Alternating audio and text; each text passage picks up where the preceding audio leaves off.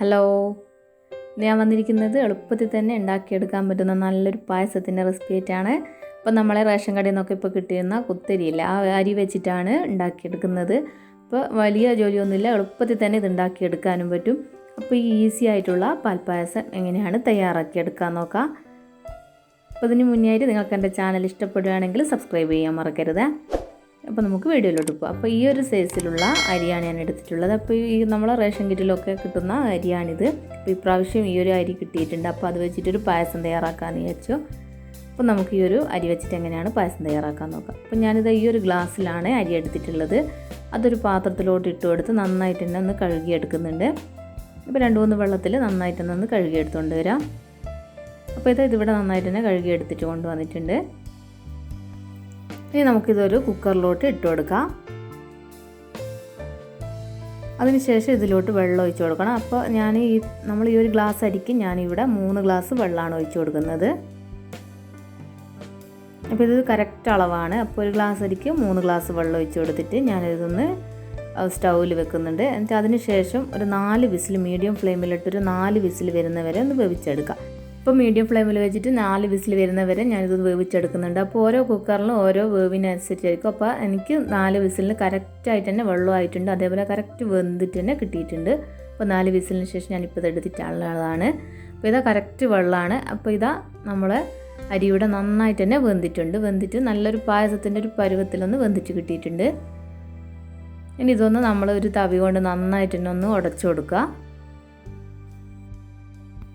അപ്പോൾ ഇതന്നെ നമുക്കൊന്ന് മാറ്റി വെക്കാം. അതിനുശേഷം ഞാൻ വേറൊരു പാത്രത്തിലോട്ട് നമുക്കിത് പായസത്തിന് ആവശ്യമായിട്ടുള്ള പാലൊന്ന് തിളപ്പിക്കാൻ വേണ്ടി വെക്കുന്നുണ്ട്. അപ്പോൾ ഞാൻ ഈ ഒരു പായസത്തിന് 1 ലിറ്റർ പാലാണ് എടുക്കുന്നത്.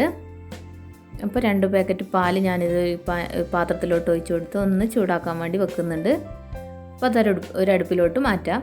ഇനി വേറൊരു അടുപ്പിലോട്ട് ഞാനൊരു പാത്രം വെച്ച് അതിലോട്ട് 3 ടീസ്പൂൺ നെയ്യ് ഒഴിച്ച് കൊടുക്കുന്നുണ്ട്. അതിലോട്ട് നമുക്ക് കുറച്ച് അണ്ടിപ്പരിപ്പിട്ട് വറുത്തെടുക്കുക. അപ്പോൾ അണ്ടിപ്പരിപ്പും അതേപോലെ മുന്തിരി ഇഷ്ടമാണെങ്കിൽ മുന്തിരിയും കൂടെ ഇട്ട് കൊടുക്കുക. അപ്പോൾ ഇത് അണ്ടിപ്പരിപ്പ് ഇതെടുത്ത് വറുത്ത് മാറ്റിയിട്ടുണ്ട്. ഇനി നമ്മൾ ഈ നെയ്യിലോട്ട് നമ്മൾ വേവിച്ച് വെച്ചിരിക്കുന്ന അരി എടുത്തിട്ട് ചോറെടുത്തിട്ട് ഇതിലോട്ട് ഇട്ട് കൊടുക്കുക.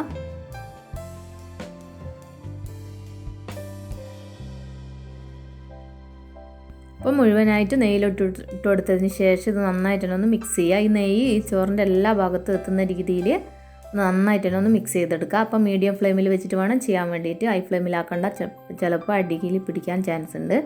അപ്പോൾ മീഡിയം ഫ്ലെയിമിൽ വെച്ചിട്ട് നന്നായിട്ട് തന്നെ ഇതൊന്ന് മിക്സ് ചെയ്ത് കൊടുക്കുക.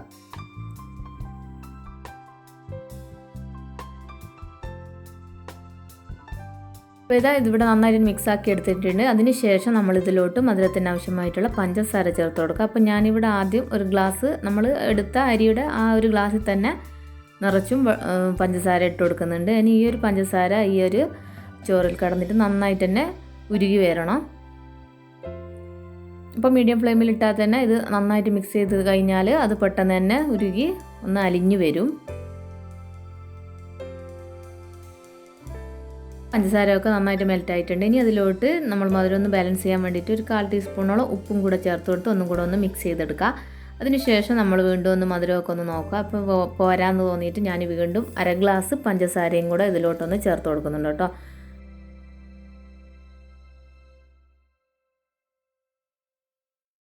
അപ്പോൾ ഇത് 1/2 ഗ്ലാസും കൂടെ ഞാൻ ഇതിലോട്ട് ഇട്ട് കൊടുത്തിട്ടുണ്ട്. അപ്പോൾ ഇത് ടോട്ടൽ 1.5 ഗ്ലാസ് പഞ്ചസാരയാണ് ഞാൻ ഈ ഒരു പായസത്തിൽ ചേർത്ത് കൊടുക്കുന്നത്. അപ്പോൾ ഈ ഒരു അളവ് കറക്റ്റ് അളവാണ്. അപ്പോൾ ഇതേപോലെ നിങ്ങൾ ചെയ്യുകയാണെങ്കിൽ കറക്റ്റ് മധുരം തന്നെ കിട്ടും. ഇത് നമ്മൾ തിളപ്പിക്കാൻ വെച്ചിരിക്കുന്ന പാല് കുറച്ച് ഒഴിച്ച് ഇതൊന്ന് നന്നായിട്ട് തന്നെ ഒന്ന് മിക്സ് ചെയ്തെടുക്കുക. അപ്പോൾ ഇതിലൊന്നും കട്ടകളൊന്നും ഇല്ലാതെ നന്നായിട്ട് തന്നെ മിക്സ് ചെയ്തെടുക്കാൻ വേണ്ടി നോക്കുക കേട്ടോ. അപ്പോൾ ലോ ഫ്ലെയിമിൽ തന്നെ വെക്കുക. മിക്സിങ്ങിൻ്റെ സമയത്തൊന്നും ഫ്ലെയിം കൂട്ടി വെക്കരുത്. അപ്പോൾ ലോ ഫ്ലെയിമിൽ വെച്ചിട്ട് നന്നായിട്ട് തന്നെ ഇതൊന്ന് മിക്സ് ചെയ്തെടുക്കുക. അപ്പോൾ നമ്മൾ പകുതി പാലേ ഒഴിക്കുക. നമ്മൾ മൊത്തമായിട്ട് ഒഴിച്ച് കഴിഞ്ഞാൽ മിക്സ് ചെയ്യാൻ കുറച്ച് ബുദ്ധിമുട്ടായിരിക്കും. അപ്പോൾ ഇത് നന്നായിട്ട് തന്നെ മിക്സ് ചെയ്തെടുത്തിട്ടുണ്ട്. ഒട്ടും തന്നെ കട്ടകളൊന്നും ഇല്ലാതെ മിക്സ് ചെയ്തെടുത്തിട്ടുണ്ട്. ഇനി നമുക്ക് ബാക്കിയുള്ള പാലും കൂടെ ഇതിലോട്ടൊന്ന് ഒഴിച്ച് കൊടുക്കുക. അപ്പം നമ്മൾ പാലിപ്പോൾ നല്ല തിളച്ച പാൽ തന്നെയാണ് ഇതിലോട്ട് ഒഴിച്ച് കൊടുത്തിട്ടുള്ളത്. അപ്പോൾ അതുകൊണ്ട് തന്നെ ഇനി പെട്ടെന്ന് തന്നെ എല്ലാം കഴിയും. ഈ ഒരു പായസത്തിന് ഫ്ലേവറിന് വേണ്ടിയിട്ട് ഞാൻ 2-3 ഏലക്കായ് ചതച്ചതും കൂടെ ചേർത്ത് കൊടുക്കുന്നുണ്ട് കേട്ടോ. അതിന് പകരമായിട്ട് നിങ്ങളടുത്ത് വനില എസൻസ് ഉണ്ടെങ്കിൽ അതും കൂടെ ഒന്ന് ചേർത്ത് കൊടുക്കുക. എന്നിട്ട് ഇതൊന്ന് നന്നായിട്ട് മിക്സ് ചെയ്ത് 1 മിനിറ്റോളം നന്നായിട്ട് തന്നെ ഒന്ന് തിളപ്പിച്ചെടുക്കണം. അപ്പോൾ 1 മിനിറ്റോളം ഇത് ലോ ഫ്ലെയിമിൽ നിന്ന് ഇതേപോലെ ഒന്ന് നന്നായിട്ടൊന്ന് തിളച്ച് വരണം. അപ്പോൾ ഇടയ്ക്കിടയ്ക്ക് ഒന്ന് ഇളക്കി കൊടുക്കാൻ മറക്കരുത്, അടിക്ക് പിടിക്കും. അപ്പോൾ ഈ പാലും ഈ ഒരു അരിയായിക്ക് നന്നായിട്ട് തന്നെ ഒന്ന് മിക്സ് ആയി കഴിഞ്ഞാൽ നമുക്ക് ഗ്യാസ് ഓഫ് ചെയ്യാം. അപ്പോൾ ഇത് ഞാനിവിടെ ഗ്യാസ് ഓഫ് ചെയ്തിട്ടുണ്ട്.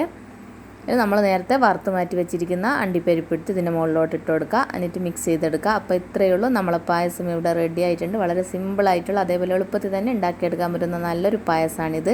അപ്പോൾ എന്തായാലും ഈ ഓണത്തിന് നിങ്ങളിതൊന്ന് ട്രൈ ചെയ്ത് നോക്കണം കേട്ടോ. എനിക്ക് ഇഷ്ടമായിട്ടുണ്ടെങ്കിൽ ലൈക്ക് ചെയ്യാനും കമൻറ്റ് അറിയിക്കാനും അതേപോലെ ഷെയർ ചെയ്യാനും മറക്കരുത്. സബ്സ്ക്രൈബ് ചെയ്യാത്ത ആരെയും കാണുന്നുണ്ടെങ്കിൽ സബ്സ്ക്രൈബും ചെയ്യാം കേട്ടോ. അതേപോലെയുള്ള എളുപ്പത്തിലുള്ള റെസിപ്പീസായിട്ട് ഞാൻ വീണ്ടും വരുന്നതാണ്. Thank you.